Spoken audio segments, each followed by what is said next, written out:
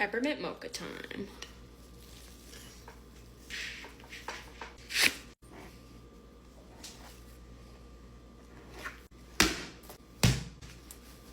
First thing I'm gonna do is I'm just going to flatten this out or laminate it.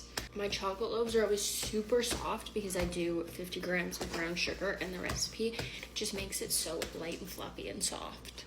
Now I have 100 grams of crushed up candy canes. You can use peppermint baking chips. I just don't have any, so I'm working with what I got. Kind of just throwing these on there. I also have 100 grams of dark chocolate chips. You can use whatever kind of chocolate you want. I've seen lots of people do white chocolate. I just don't have any white chocolate, and I think this would be yummy. But I definitely think you need to add chocolate to this to make it like a double chocolate loaf. Add in some extra sweetness. Being careful not to go too much over the border. And now what I'm gonna do is I'm gonna flop this side over here. Going to sprinkle candy canes on top. Adding it into each fold is really what's gonna help you get a swirl. So if you want a swirl, do this. If you don't want the flavor to be fully dispersed throughout the entire loaf, this will make the flavor a lot more prominent. So in a lot of loaves, I don't do this if I just want a little hint of the flavoring, but I'm going full blown for this one.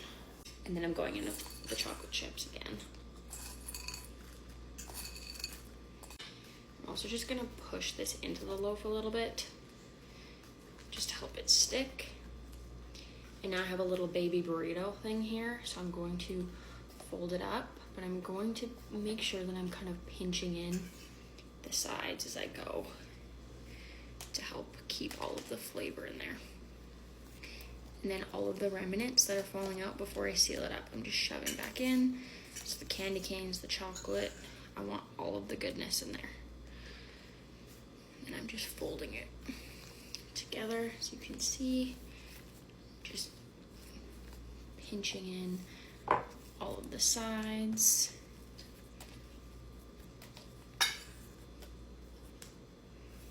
Since I have this little ball with all of the sides pinched in, I'm just gonna do a full or a few push and pulls. I'm not gonna do too much because there's a lot of stuff in here that I don't wanna mess up. Because this is chocolate and it has all of the sugar from the candy canes and the chocolate chips, I don't want this to ruin my banneton, so I'm taking the linen cover off and I'm just gonna use a regular tea towel. Just taking this and then seam side up, just making sure that it's as pinched together as we can. It's a lot easier to do it before it's in the banneton, so pinching. And voila, we have a peppermint mocha loaf all shaped and ready to go.